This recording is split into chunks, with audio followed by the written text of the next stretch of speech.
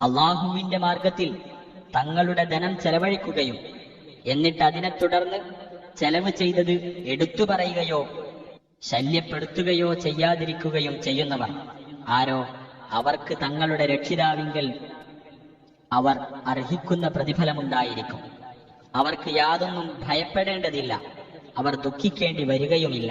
കൊടുത്തതിനെ തുടർന്ന് മനക്ലേശം വരുത്തുന്ന ദാനധർമ്മത്തെക്കാൾ ഉത്തമമായിട്ടുള്ളത് നല്ല വാക്കും വിട്ടുവീഴ്ചയുമാകുന്നു. അള്ളാഹു പരാശ്രയം ആവശ്യമില്ലാത്തവനും സഹനശീലനുമാകുന്നു. സത്യവിശ്വാസികളെ, കൊടുത്തത് എടുത്തു പറഞ്ഞുകൊണ്ടും ശല്യമുണ്ടാക്കിക്കൊണ്ടും നിങ്ങൾ നിങ്ങളുടെ ദാനധർമ്മങ്ങളെ നിഷ്ഫലമാക്കി കളയരുത്. അള്ളാഹുവിലും പരലോകത്തിലും വിശ്വാസമില്ലാതെ ജനങ്ങളെ കാണിക്കുവാൻ വേണ്ടി ധനം ചെലവ് ചെയ്യുന്നവനെ പോലെ നിങ്ങളാകരുത്. അവനെ ഉപമിക്കാവുന്നത് മുകളിൽ അല്പം മണ്ണ് മാത്രമുള്ള മിനുസമുള്ള ഒരു പാറയോടാകുന്നു. ആ പാറമേൽ ഒരു കനത്ത മഴ പതിച്ചു.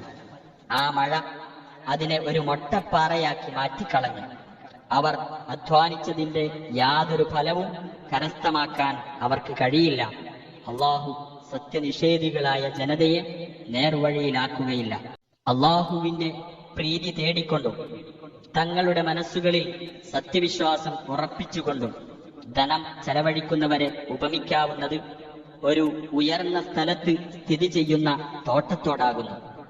അതിനൊരു കനത്ത മഴ ലഭിച്ചപ്പോൾ അത് രണ്ടിരട്ടി കായ്കനികൾ നൽകി. ഇനി അതിന് കനത്ത മഴയൊന്നും കിട്ടിയില്ല, ഒരു ചാറൽ മഴയെ ലഭിച്ചുള്ളൂ എങ്കിൽ അതും മതിയാകുന്നതാണ്. അള്ളാഹു നിങ്ങൾ പ്രവർത്തിക്കുന്നതെല്ലാം കണ്ടറിയുന്നവനാകുന്നു.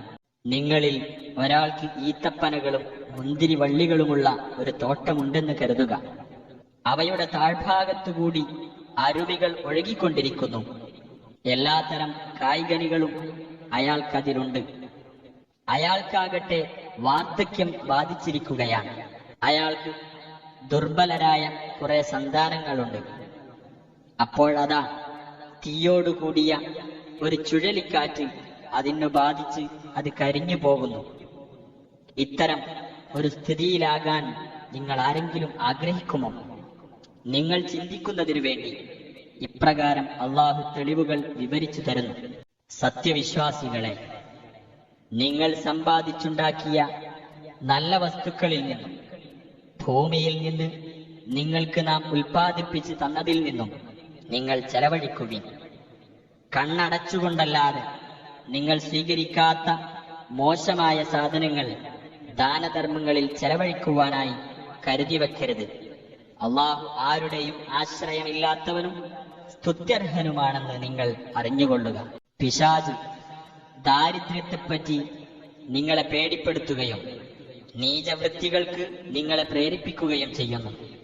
അള്ളാഹുവാകട്ടെ അവന്റെ പക്കൽ നിന്നുള്ള മാപ്പും അനുഗ്രഹവും നിങ്ങൾക്ക് വാഗ്ദാനം ചെയ്യുന്നു.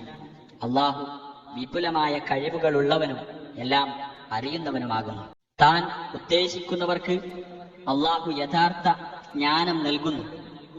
ഏതൊരുവന് യഥാർത്ഥ ജ്ഞാനം നൽകപ്പെടുന്നുവോ അവന് അതുവഴി അത്യധികമായ നേട്ടമാണ് നൽകപ്പെടുന്നത്.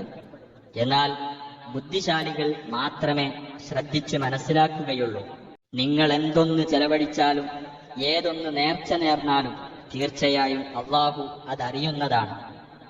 അക്രമകാരികൾക്ക് സഹായികളായി ആരും തന്നെ ഉണ്ടായിരിക്കുന്നതല്ല.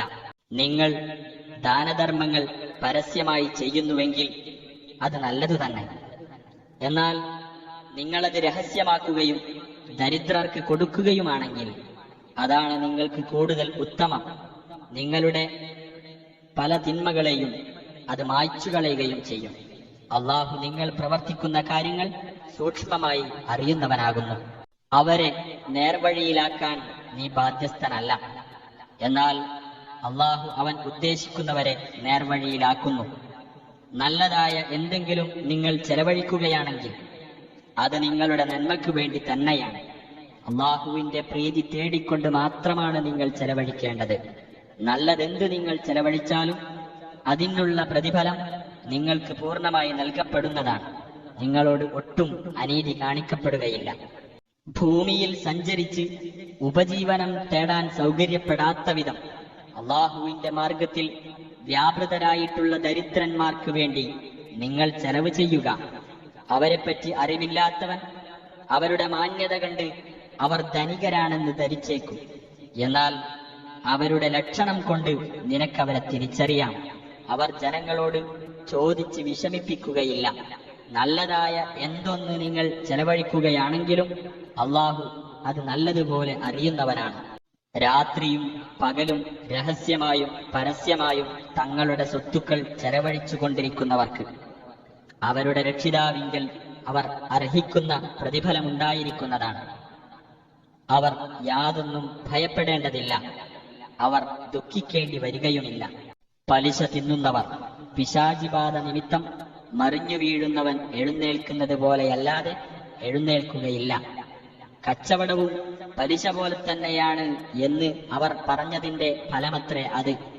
എന്നാൽ കച്ചവടം അള്ളാഹു അനുവദിക്കുകയും പലിശ നിഷിദ്ധമാക്കുകയുമാണ് ചെയ്തിട്ടുള്ളത്. അതിനാൽ അള്ളാഹുവിന്റെ ഉപദേശം വന്നു കിട്ടിയിട്ട് അതനുസരിച്ച് വല്ലവനും പലിശയിൽ നിന്ന് വിരമിച്ചാൽ അവൻ മുമ്പ് വാങ്ങിയത് അവനുള്ളത് തന്നെ. അവന്റെ കാര്യം അള്ളാഹുവിന്റെ തീരുമാനത്തിന് വിധേയമായിരിക്കുകയും ചെയ്യും. ഇനി ആരെങ്കിലും പലിശ ഇടപാടുകളിലേക്ക് തന്നെ മടങ്ങുകയാണെങ്കിൽ അവരത്രേ നരകാവകാശികൾ, അവരതിൽ നിത്യവാസികളായിരിക്കും. അള്ളാഹു പലിശയെ ക്ഷയിപ്പിക്കുകയും ദാനധർമ്മങ്ങളെ പോഷിപ്പിക്കുകയും ചെയ്യും. യാതൊരു നന്ദികെട്ട ദുർവൃത്തനെയും അള്ളാഹു ഇഷ്ടപ്പെടുന്നതല്ല. വിശ്വസിക്കുകയും സൽക്കർമ്മങ്ങൾ പ്രവർത്തിക്കുകയും നമസ്കാരം മുറ പോലെ നിർവഹിക്കുകയും സകാത്ത് കൊടുക്കുകയും ചെയ്യുന്നവർക്ക് അവരുടെ രക്ഷിതാവിങ്കൽ അവർ അർഹിക്കുന്ന പ്രതിഫലമുണ്ടായിരിക്കുന്നതാണ്. അവർ യാതൊന്നും ഭയപ്പെടേണ്ടതില്ല, അവർ ദുഃഖിക്കേണ്ടി വരികയുമില്ല. സത്യവിശ്വാസികളെ, നിങ്ങൾ അള്ളാഹുവെ സൂക്ഷിക്കുകയും പലിശവകയിൽ ബാക്കി കിട്ടാനുള്ളത് വിട്ടുകളയുകയും ചെയ്യേണ്ടതാണ്, നിങ്ങൾ യഥാർത്ഥ വിശ്വാസികളാണെങ്കിൽ. നിങ്ങൾ അങ്ങനെ ചെയ്യുന്നില്ലെങ്കിൽ അള്ളാഹുവിന്റെയും റസൂലിന്റെയും പക്ഷത്തുനിന്ന് നിങ്ങൾക്കെതിരിലുള്ള സമരപ്രഖ്യാപനത്തെ അറിഞ്ഞുകൊള്ളുക. നിങ്ങൾ പശ്ചാത്തപിച്ചു മടങ്ങുകയാണെങ്കിൽ നിങ്ങളുടെ മൂലധനം നിങ്ങൾക്കു തന്നെ കിട്ടുന്നതാണ്. നിങ്ങൾ അക്രമം ചെയ്യരുത്, നിങ്ങൾ ആക്രമിക്കപ്പെടുകയും അരുത്. ഇനി കടം വാങ്ങിയവരിൽ വല്ല ഞെരുക്കക്കാരനും ഉണ്ടായിരുന്നാൽ അവന് ആശ്വാസമുണ്ടാകുന്നത് വരെ ഇടകൊടുക്കേണ്ടതാണ്. എന്നാൽ നിങ്ങൾ ദാനമായി വിട്ടുകൊടുക്കുന്നതാണ് നിങ്ങൾക്ക് കൂടുതൽ ഉത്തമം, നിങ്ങൾ അറിവുള്ളവരാണെങ്കിൽ. നിങ്ങൾ അള്ളാഹുവിങ്കലേക്ക് മടക്കപ്പെടുന്ന ഒരു ദിവസത്തെ സൂക്ഷിച്ചുകൊള്ളുക. എന്നിട്ട് ഓരോരുത്തർക്കും അവരവർ പ്രവർത്തിച്ചതിന്റെ ഫലം പൂർണ്ണമായി നൽകപ്പെടുന്നതാണ്. അവരോട് ഒട്ടും അനീതി കാണിക്കപ്പെടുകയില്ല. സത്യവിശ്വാസികളെ, ഒരു നിശ്ചിത അവധി വെച്ചുകൊണ്ട് നിങ്ങൾ അന്യോന്യം വല്ല കടമിടപാടും നടത്തിയാൽ നിങ്ങൾ അത് എഴുതി വെക്കേണ്ടതാണ്. ഒരു എഴുത്തുകാരൻ നിങ്ങൾക്കിടയിൽ നീതിയോടെ അത് രേഖപ്പെടുത്തട്ടെ. ഒരു എഴുത്തുകാരനും അള്ളാഹു അവന് പഠിപ്പിച്ചു കൊടുത്ത പ്രകാരം എഴുതാൻ വിസമ്മതിക്കരുത്. അവനത് എഴുതുകയും കടബാധ്യതയുള്ളവൻ എഴുതേണ്ട വാചകം പറഞ്ഞു കൊടുക്കുകയും ചെയ്യട്ടെ. തന്റെ രക്ഷിതാവായ അള്ളാഹുവെ അവൻ സൂക്ഷിക്കുകയും ബാധ്യതയിൽ അവൻ യാതൊന്നും കുറവ് വരുത്താതിരിക്കുകയും ചെയ്യേണ്ടതാണ്. ഇനി കടബാധ്യതയുള്ള ആൾ വിവേകമില്ലാത്തവനോ കാര്യശേഷിയില്ലാത്തവനോ വാചകം പറഞ്ഞു കൊടുക്കാൻ കഴിവില്ലാത്തവനോ ആണെങ്കിൽ അയാളുടെ രക്ഷാധികാരി അയാൾക്കു വേണ്ടി നീതിപൂർവം വാചകം പറഞ്ഞു കൊടുക്കേണ്ടതാണ്.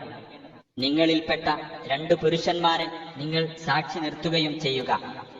ഇനി ഇരുവരും പുരുഷന്മാരായില്ലെങ്കിൽ നിങ്ങൾ ഇഷ്ടപ്പെടുന്ന സാക്ഷികളിൽ നിന്ന് ഒരു പുരുഷനും 2 സ്ത്രീയും ആയാലും മതി.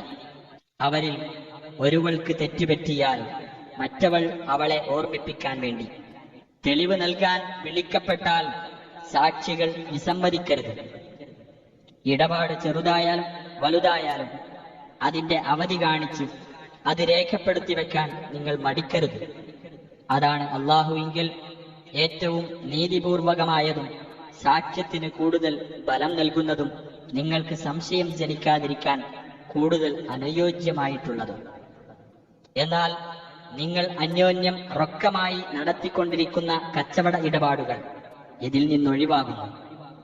അത് എഴുതി വെക്കാതിരിക്കുന്നതിൽ നിങ്ങൾക്ക് കുറ്റമില്ല. എന്നാൽ നിങ്ങൾ ക്രയവിക്രയം ചെയ്യുമ്പോൾ സാക്ഷി നിർത്തേണ്ടതാണ്. ഒരു എഴുത്തുകാരനോ സാക്ഷിയോ ദ്രോഹിക്കപ്പെടാൻ പാടില്ല. നിങ്ങൾ അങ്ങനെ ചെയ്യുകയാണെങ്കിൽ അത് നിങ്ങളുടെ ധിക്കാരമാകുന്നു. നിങ്ങൾ അള്ളാഹുവെ സൂക്ഷിക്കുക. അള്ളാഹു നിങ്ങൾക്ക് പഠിപ്പിച്ചു തരികയാകുന്നു. അള്ളാഹു ഏത് കാര്യത്തെപ്പറ്റിയും അറിവുള്ളവനാകുന്നു. ഇനി നിങ്ങൾ യാത്രയിലാവുകയും ഒരു എഴുത്തുകാരനെ കിട്ടാതിരിക്കുകയുമാണെങ്കിൽ പണയവസ്തുക്കൾ കൈവശം കൊടുത്താൽ മതി.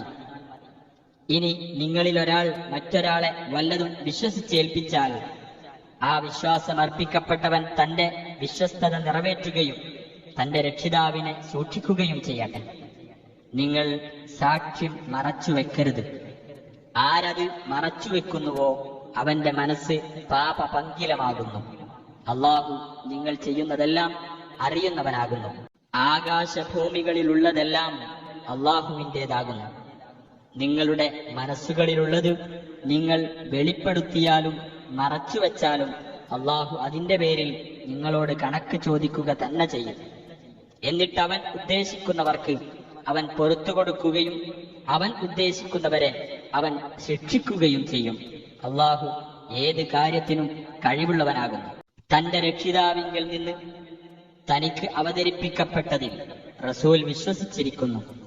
അതിനെ തുടർന്ന് സത്യവിശ്വാസികളും അവരെല്ലാം അള്ളാഹുവിലും അവന്റെ മലക്കുകളിലും അവന്റെ വേദഗ്രന്ഥങ്ങളിലും അവന്റെ ദൂതന്മാരിലും വിശ്വസിച്ചിരിക്കുന്നു. അവന്റെ ദൂതന്മാരിൽ ആർക്കുമിടയിൽ ഒരു വിവേചനവും ഞങ്ങൾ കൽപ്പിക്കുന്നില്ല എന്നതാണ് അവരുടെ നിലപാട്. അവർ പറയുകയും ചെയ്തു, ഞങ്ങളിതാ കേൾക്കുകയും അനുസരിക്കുകയും ചെയ്തിരിക്കുന്നു. ഞങ്ങളുടെ നാഥ, ഞങ്ങളോട് പൊറുക്കേണമേ. നിന്നിലേക്കാകുന്നു ഞങ്ങളുടെ മടക്കം. അള്ളാഹു ഒരാളോടും അയാളുടെ കഴിവിൽപ്പെട്ടതല്ലാതെ ചെയ്യാൻ നിർബന്ധിക്കുകയില്ല. ഓരോരുത്തർ പ്രവർത്തിച്ചതിന്റെ സൽഫലം അവർക്കു തന്നെ. ഓരോരുത്തർ പ്രവർത്തിച്ചതിന്റെ ദുഷ്ഫലവും അവരവരുടെ മേൽ തന്നെ. ഞങ്ങളുടെ നാഥ, ഞങ്ങൾ മറന്നുപോകുകയോ ഞങ്ങൾക്ക് തെറ്റുപറ്റുകയോ ചെയ്തുവെങ്കിൽ ഞങ്ങളെ നീ ശിക്ഷിക്കരുതേ. ഞങ്ങളുടെ നാഥ, ഞങ്ങളുടെ മുൻഗാമികളുടെ മേൽ നീ ചുമത്തിയതുപോലുള്ള ഭാരം ഞങ്ങളുടെ മേൽ നീ ചുമത്തരുതേ. ഞങ്ങളുടെ നാഥ, ഞങ്ങൾക്ക് കഴിവില്ലാത്തത് ഞങ്ങളെ നീ വഹിപ്പിക്കരുതേ. ഞങ്ങൾക്ക് നീ മാപ്പു നൽകുകയും ഞങ്ങളോട് പൊറുക്കുകയും കരുണ കാണിക്കുകയും ചെയ്യണമേ. നീയാണ് ഞങ്ങളുടെ രക്ഷാധികാരി. അതുകൊണ്ട് സത്യനിഷേധികളായ ജനതയ്ക്കെതിരായി നീ ഞങ്ങളെ സഹായിക്കണമേ.